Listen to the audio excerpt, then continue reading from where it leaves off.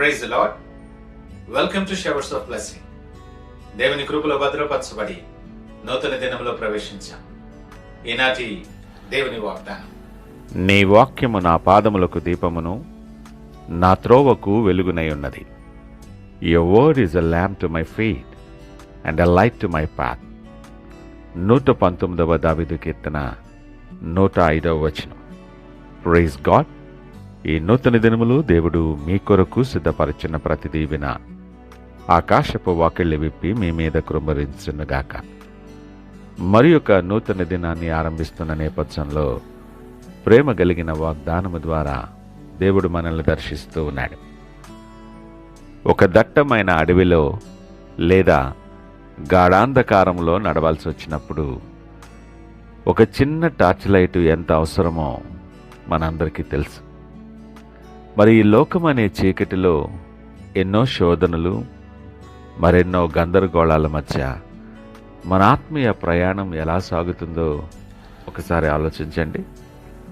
ఏ అడుగు వేస్తే పడిపోతామో, ఏ అడుగు వేస్తే ప్రమాదమో అని భయపడుతున్నావేమో.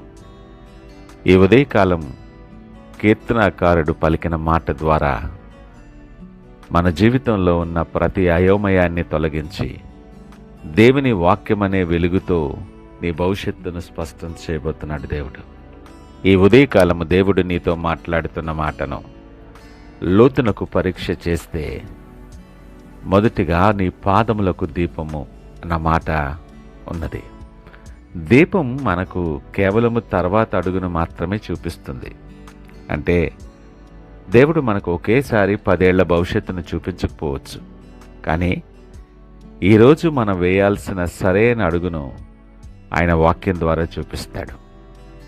ఆ వాక్యం నీ త్రోవకు వెలుగు. అంటే ఇది మన జీవిత గమ్యాన్ని, మనము వెళ్లాల్సిన సరైన మార్గాన్ని చూపిస్తుంది. లోకపు తప్పుడు దారుల్లో వెళ్లకుండా మనల్ని కాపాడు నడిపిస్తుంది. ఈ లోక సలహాలు, మనుషుల మాటలు నిన్ను తప్పుదో పట్టించవచ్చు, కానీ దేవుని వాక్యం ఎన్నడూ తడబడదు. అది ఎప్పటికీ సత్యమే. దేవుడు నీతో మాట్లాడుతున్న నేపథ్యంలో ఒక చిన్న ఆలోచన. ఈరోజు నువ్వు నిర్ణయాలు తీసుకునేటప్పుడు దేవుని వాక్యాన్ని అడుగుతున్నావా? లేదా నాకు తెలుసులే పర్వాలేదు అని నీ సొంత తెలివితేటల మీద ఆధారపడుతున్నావా? నువ్వు దేవుని కోసం కేటాయించాల్సిన ఆత్మీయ సమయాన్ని ఈ లోకపు చీకటి ఆలోచనలకు వాడుతూ నీ ఆత్మను అంధకారంలో ఉంచుతున్నావేమో.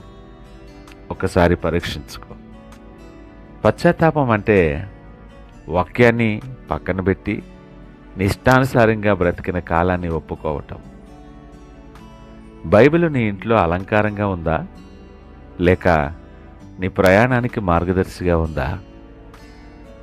ఈ శ్రమల దినాలలో ఒకసారి ఆలోచించు. వెలుగు ఉన్నప్పుడే నడవాలి. చీకటి పడితే తడబడతావు. నువ్వు నిజంగా వెలుగును ప్రేమిస్తున్నావా?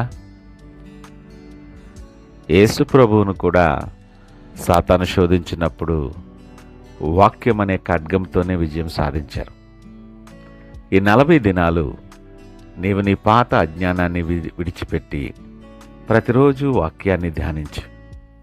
ఎప్పుడైతే నువ్వు వాక్యంతో నీ మనస్సును నింపుతావో అప్పుడు నీ ఆత్మ నూతనపరచబడుతుంది. వాక్యం లేని క్రైస్తవుడు కండ్లు లేని వారితో సమానం. ఈరోజే నీవు నీ వాక్యాన్ని హృదయంలో దాచుకుంటే ఏ పాపము కూడా నిన్ను బంధించలేదు. నువ్వు పొందుకోబోయే గొప్ప ఆశీర్వాదాలకు నీ వాక్య జ్ఞానమే పునాది సుమా. ఏ మాటలు వింటున్న ప్రియ దేవుని జనాంగమా, నీ జీవితంలో, నీ జీవన ప్రయాణంలో నీవు వాక్యానుసారంగా నడిచినప్పుడు స్పష్టమైన నడిపింపు నీకు దేవుడిస్తాడు. ఎప్పుడు ఏం చేయాలో దేవుడే నీకు బయలుపరుస్తాడు. నీ ప్రయాణం సురక్షితంగా ఉంటుంది. పాపపు గుంటలలో పడకుండా నువ్వు తప్పించబడతావు. ఆయన నీ చేయి పట్టుకుని నడిపించే దేవుడు. అంత మాత్రమే కాదు సుమా, నిరంతర విజయం నీ స్వంతం. లోకపు చీకటి నిన్నేమీ చేయలేదు.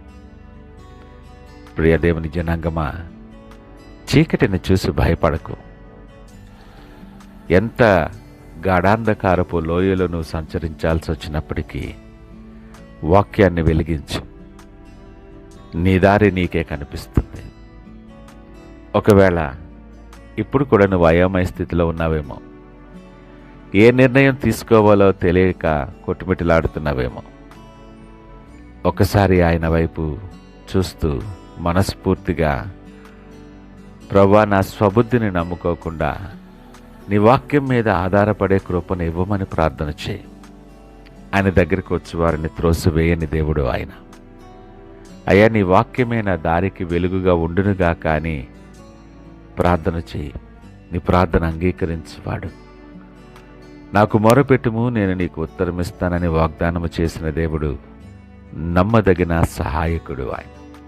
నువ్వెవరివైనా, నువ్వే పరిస్థితుల్లో ఉన్నా, ఈ నూతన దినమనే ఆశీర్వాదము నీ జీవితంలో అనుగ్రహించిన దేవుడు నిన్ను నడిపించటానికి, నీ మార్గాల మీద వెలుగు ప్రకాశింప చేయటానికి ఆయన సిద్ధంగా ఉన్నాడు.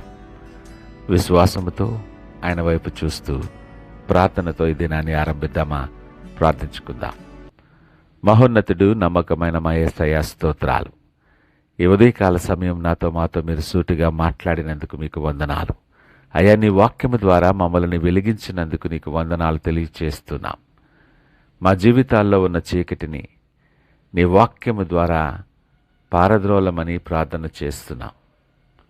మా మార్గాలు నీ వెలుగుతో నింపబడి నీ వాక్యానుసారముగా మేము నడుస్తూ నువ్వు చూపించే మార్గంలో సాగిపోయి మీకు యోగ్యమైన పాత్రలుగా ఉండులాగున మమ్మల్ని దీవించి నూతనపరచమని ప్రార్థన చేస్తున్నాను. ఈ శ్రమల దినాలలో మా ఆత్మీయ నేత్రాలు తెరిచి నీ గొప్ప ఆశీర్వాదాలను చూచులాగున సహాయము దయచేయమని సకల మహిమ, ఘనత, ప్రభావాలు మీకే ఆరోపిస్తూ యేసు పరిశుద్ధ నామమున అడిగి వేడుకొంచున్నాము తండ్రి. ఆమేన్. God bless you.